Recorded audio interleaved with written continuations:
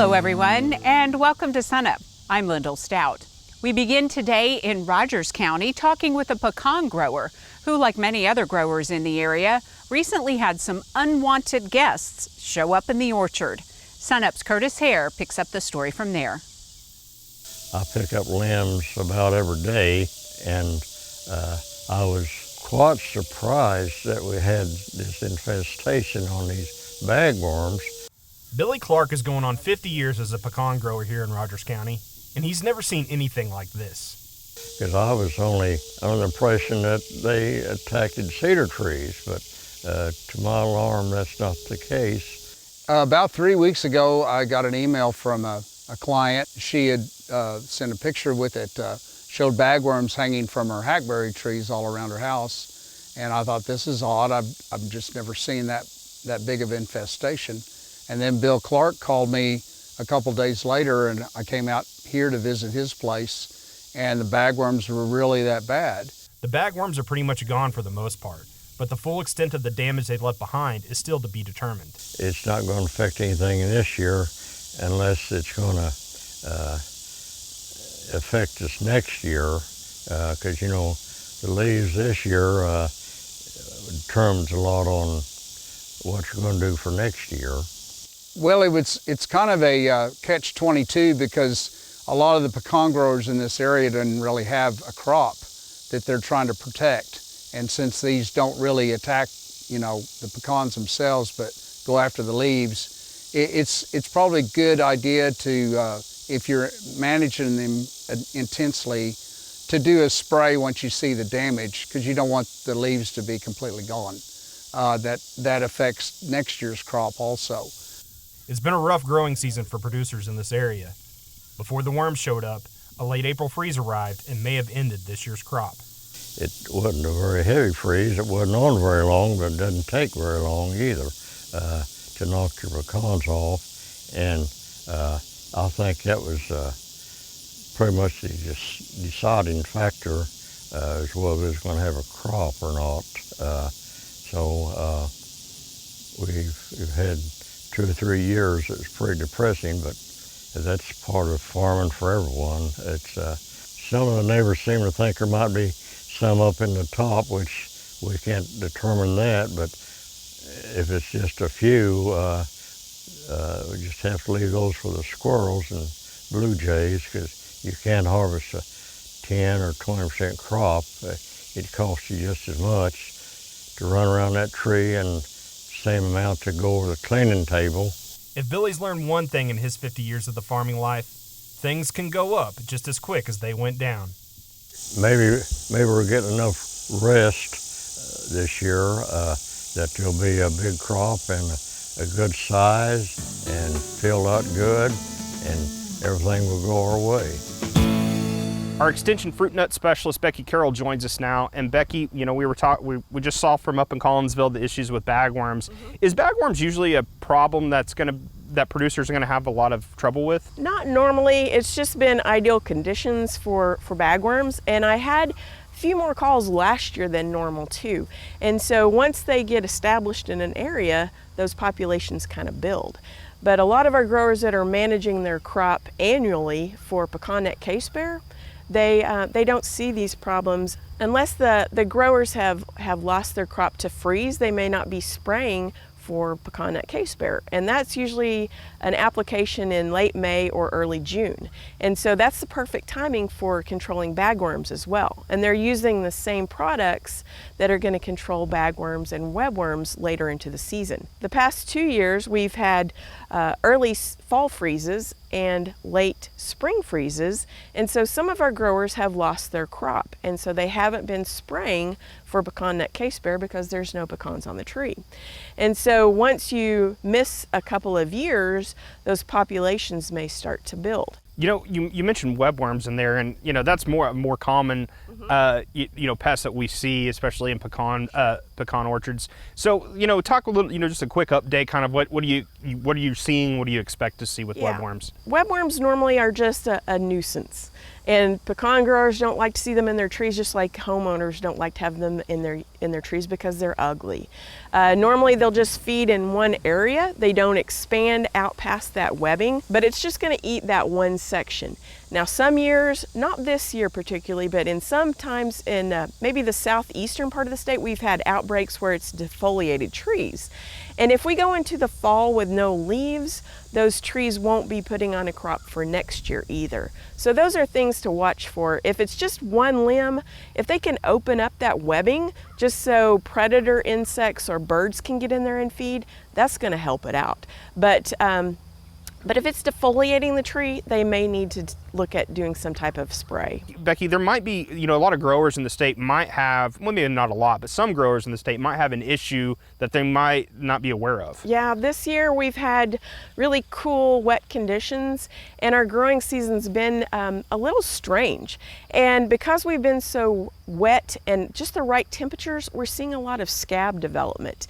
And just looking at the scab advisory model on Mesonet a couple of weeks ago, it was pretty much statewide, except for the Panhandle, had almost 100 scab hours.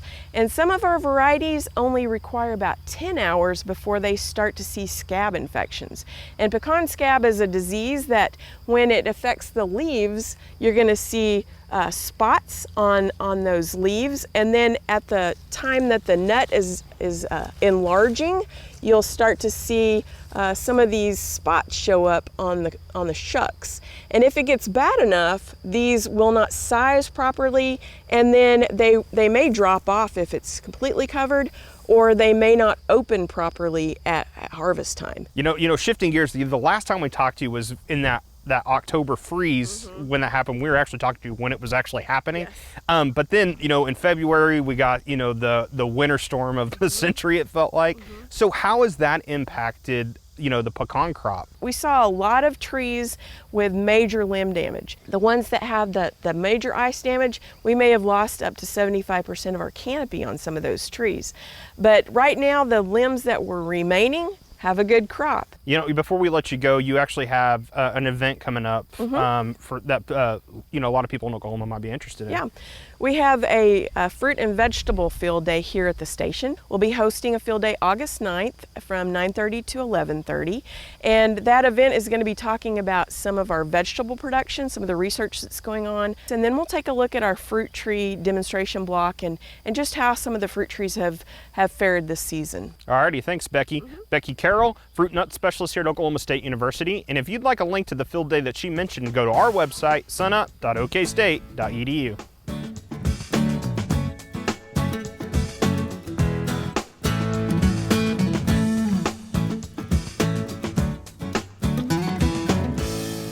Wes Lee here with another edition of the Mesonet Weather Report. Oklahoma finally had to start paying for the cool spring and summer we had. This past week was the hottest week of the year so far. Significant rainfall was not really expected, but the high levels of moisture in the air along with the near 100 temperatures created a couple of rounds of pop-up afternoon thunderstorms. This map of the 7-day rainfall from Wednesday shows that a few lucky sites, mostly along the northern tier of counties, received over an inch of rain. The highest amount was 1 3/4 inches at Pryor. The rainfall was a great reward from the daily heat, but did not likely change the drought picture for the state. The same abnormally dry and moderate drought areas in the northwest continue to show up on this statewide drought map. The big weather story of the week was the heat. The latter part of July and early August are expected to be the hottest times of the year, so it was not totally unexpected. This year we got spoiled with cooler than normal temperatures for much of June and July. When the heat dome finally settled in, it did so with a vengeance. This is the heat index or felt temperature for Tuesday. You can see that only Cimarron and Texas counties avoided the triple-digit numbers. Contributing to these numbers were really high and sticky air moisture levels. This is in part due to all the earlier rains we received, but also because of the southerly winds bringing moisture-ridden air from the Gulf. This map is U.S. dew point temperatures from midweek. Anytime these numbers are in the 70s or above, shown by the dark green, the air is heavy with moisture. Dew points in the 80s are extremely uncomfortable and cause a significant rise in heat index values. The heat is expected to hang on at least until the weekend. This is the forecasted high temperatures for Saturday, the 31st. Hundreds are expected from pretty much corner to corner. For many sites, this will be the first and hopefully the only day that we see triple digits this year. When taking into account the high dew points, heat indexes will likely be in the danger category statewide. The good news is that sometime late in the weekend, a weak cool front is expected to arrive with some lower temperatures. Cool fronts also tend to bring along with it a drier air mass. This should push out some of the tropical Gulf air. You can see from this forecast map from the National Weather Service for next week that it shows a gray color for the entire state. This means we should experience normal temperatures for this time of year.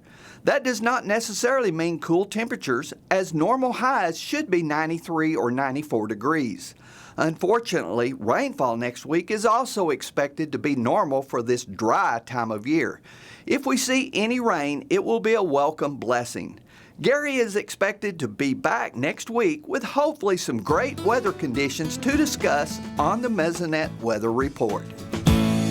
We're here with Dr. Brian Arnall talking the cost of applications this summer. Now, Brian, what do you have for us? So really this isn't the place I want to be as far as predicting things, but I want to get a little Kim Anderson on us as far as the futures and what it's looking like. Everybody that's been fertilizing in the last several months knows the cost of fertilizer has gone up. And everybody's hoped for that price to decline, especially as we get closer to the planning for winter wheat production and even moving on out further into our 2022 crop. Effectively, what we're looking at here is the supply and demand, and the big part of the demand is going to keep going back to the corn price. So as long as corn remains high or remains at a good value, there's not much expectation to see the price of nitrogen specifically start coming down. Everybody expects that fertilizer price in P&K to maintain at the levels it's at right now. So what advice do you have for producers who are maybe working on a tight budget? What kind of applications or what advice do you have? The cost of fertilizer doesn't diminish its impact and value to the crop. So we still need nutrients to produce maximum yield, nitrogen, phosphorus, potassium, but we can manage those much more efficiently than we are if we utilize technologies such as soil testing, the benchmark of where we need to be at. If our soil pH is off balance, that's going to lead to inefficiencies in our other nutrients, nitrogen, phosphorus, potassium. So it all goes back to that soil test. If we can afford it, if we have that value, go into zone sampling, go into grid sampling. Let's be a little bit more spatially, meaning we take more samples than one per field, and getting a better idea because the nutrients vary. So getting a variable rate nitrogen, phosphorus, potassium recommendation is of big importance. Now, just to play devil's advocate, let's say worst case scenario, a producer just can't get their hands on some nitrogen this year. What kind of advice during the in-season do you have for them? So really it'd be that movement to in-season, really moving towards the price of anhydrous. While it'll be a much cheaper product per pound of nitrogen, it's going to take more to get to the end product. So if we're still trying to get high quality grain, high quality proteins, we need to move and shift in season. And so the in-season management allows us to get a better idea of what kind of environment we've had, so what kind of yield potential, shifting from anhydrous to UAN, which means we need to be looking at pre-buying UAN, even taking delivery, looking at on-site storage, so getting poly tanks to store UAN that you pre-deliver before the end of the year so you have it for in-season top dressing. Of course, the nitrogen-rich strip, and even in this case I would go to other fertility-rich strips. We've been doing a lot of work in wheat, and there's opportunity for recovery with phosphorus, nitrogen, and potassium if we do some strips and know we need it. So a lot of this is kind of playing it by the ear, not getting all of our eggs into a single basket. Now we're talking about things for the future, but winter wheat really isn't that far away. What kind of timeline should producers have in mind? Last week is one of the best answers I can give you, is that as we're moving forward into winter wheat, we need to be taking those soil samples as soon as possible, primarily for ag lime, because lime is going to take some time to get incorporated and get worked in, but we need to be able to make plans. So that means getting those soil samples collected as soon as possible so they can get analyzed, and we have an idea of where we stand and what inputs might be needed in the future. And producers can always go to their extension office for some helpful advice and tips. Absolutely. Go to that county office, talk to them about soil sampling, soil testing. They have access to soil probes.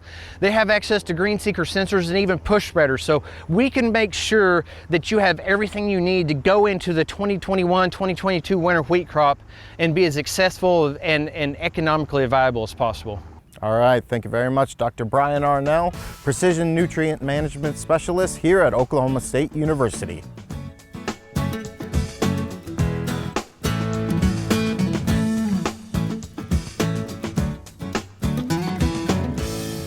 Good morning, Oklahoma. Welcome to Cow-Calf Corner. We're to that time of year where the unpleasant topic of anaplasmosis needs to be addressed. And we are joined today by Dr. Justin Talley to talk a little more about anaplas and maybe how we prevent it and what the consequences of it are. Justin, appreciate you being with us. First, define anaplas or anaplasmosis for us, if you would. What are we dealing with here? Yeah, anaplasmosis is what we call an intracellular bacteria. So it attacks the red blood cells in our cows. And because of that, that leads to some behavioral issues that you see in some of our animals that are not normally very aggressive. They'll become aggressive, and it's because there's just not enough oxygenation in those cells that are infected with the anaplas bacteria. In most of our cow-calf systems, we're worried about our younger stock, trying to protect them. But anaplas is one of those things that will actually affect your older stock. So that cow that's producing a good calf for you every year can come down with anaplas and really go down on you. And that can either go down on you in the form of abortions, just not producing very much milk, which in turn can impact the calf. And ultimately, it can also result in death of that really good cow that you've put a lot of investment in. What causes it? How does it get transmitted? And then potentially, how do we prevent this thing? What's our cause here? Yeah, so again, because it's a bacteria, and essentially once an animal becomes infected, they can become infected for life. And because of that, it becomes very challenging when you try to control for anaplas. And unfortunately, Oklahoma is what we call an endemic state, meaning anaplas is always going to rear its ugly head from year to year. The main thing that we need to kind of concern ourselves with is what are we doing from animal to animal, whether if we're working those animals or giving vaccinations to those animals or just simply ear tagging those animals. Are we ensuring our protocols are in place that we're not contaminating other animals after we treat an infected animal? And that's where most of our problems come into play on the management side of anaplasmosis. When we have, especially these syringe type needles that you can treat multiple animals with, once you treat that infected animal and you never change needles after that, there was a study done at Kansas State that demonstrated that by treating one infected animal successively, you infected 6 uninfected animals after that one infected animal. So again, you can spread it through your herd fairly quickly if you're not changing the needles or disinfecting the needles in between each animal. So it almost sounds like one of those things that in Oklahoma, it's almost a best management strategy to assume we have it or that it's right there in proximity. So after we make that assumption, how do we prevent this from causing the bad consequences in cow herds? Yeah, so the main thing you want to do is develop that veterinary relationship. So once you establish that veterinary relationship, so that veterinary client relationship, then you can request a veterinary feed directive, which allows you to administer either feed or mineral that has low levels of antibiotics. And then the other thing is there is a vaccine that is available within Oklahoma, but there's and it's what we call provisional license through USDA. It's not commercially available, but you can get it through your veterinarian. And it's kind of hit and miss depending on the strain of anaplasmosis bacteria. But most areas that we see the vaccine, you see some level of protection. Good advice, and again, this is a nuisance thing that we have to address. We appreciate you joining this week. We'll see you next week on Cow-Calf Corner. Dr. Kim Anderson, our crop marketing specialist, joins us now. Kim, nearly all of the 2021 winter wheat crop is in the bin. Let's talk about the results. Well, the crop harvest is up in the northern states right now. You know, it's dry up there. That harvest is significantly less than expected.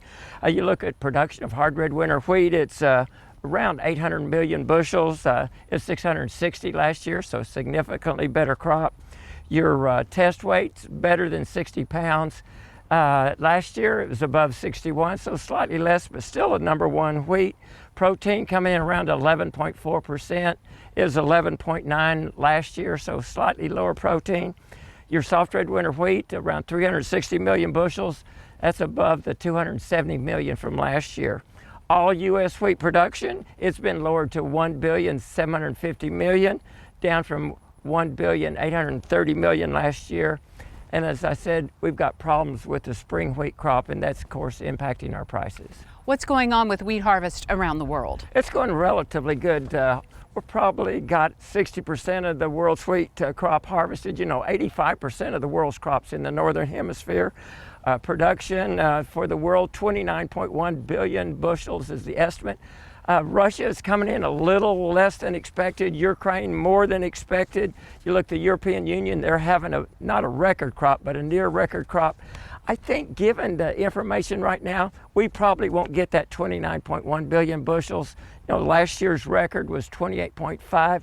We'll probably get 28.9, maybe 29 billion, but it's coming in relatively good and relatively good quality. How are prices looking amid all of this? Prices, I think, are relatively good. You look at the June and July average in Oklahoma, it's been about $6.05. The daily price moves, it's been volatile.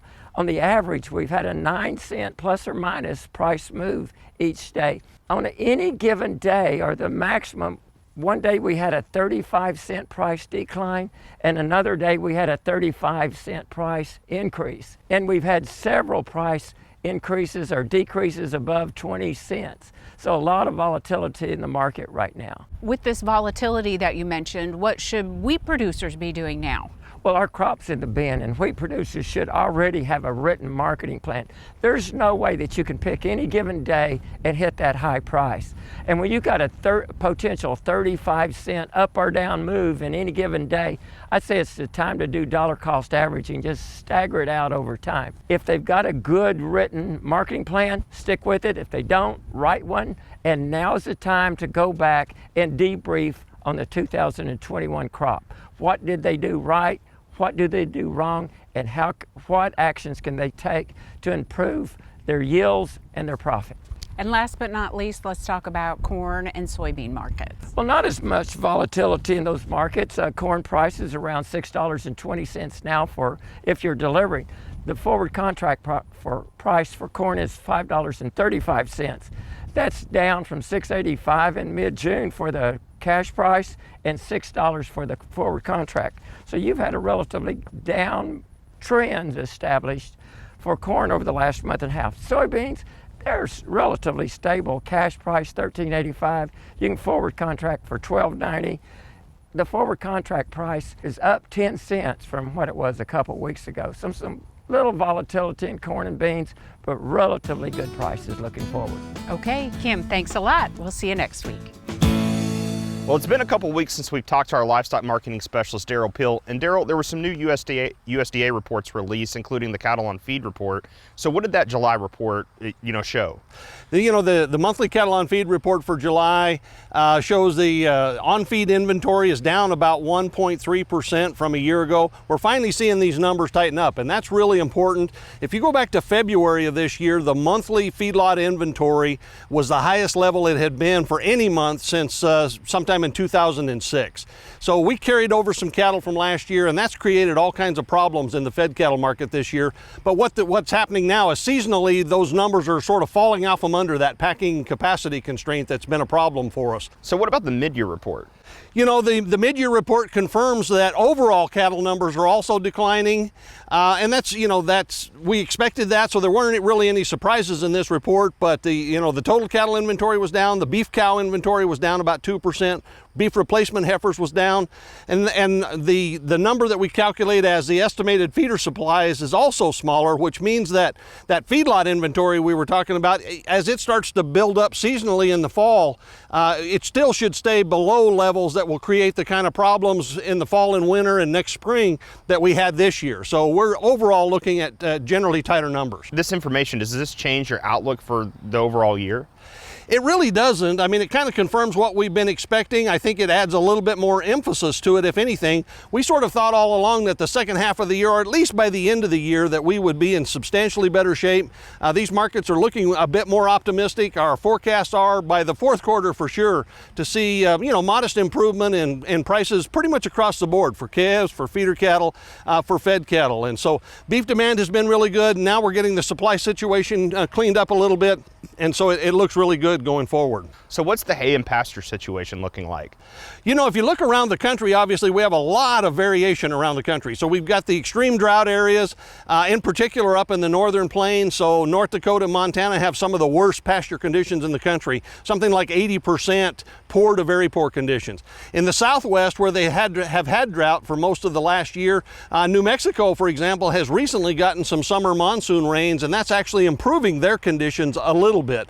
In Oklahoma, most of the state has gotten quite a lot of rain, unusually large amounts of rain, and so pasture conditions look very good. It is very humid now because it has finally turned hot. The hay situation's a little more variable. Obviously, the drought areas are not making hay. In Oklahoma, we're growing a lot of forage, but we're also having trouble putting up hay in some cases. So I think overall we'll probably have large quantities of hay. Quality may be an issue in some cases, but in some cases even the quantity's down a little bit simply because it's been so wet that people couldn't actually get out and cut hay and make hay. Alrighty, thanks Derrell. Dr. Derrell Peel, Livestock Marketing Specialist here at Oklahoma State University. Thanks so much for joining us this week for SUNUP. Remember, you can find us anytime online at SUNUP.okstate.edu, and also follow us on YouTube and social media. I'm Lyndall Stout. Have a great week, everyone, and remember, Oklahoma agriculture starts at SUNUP.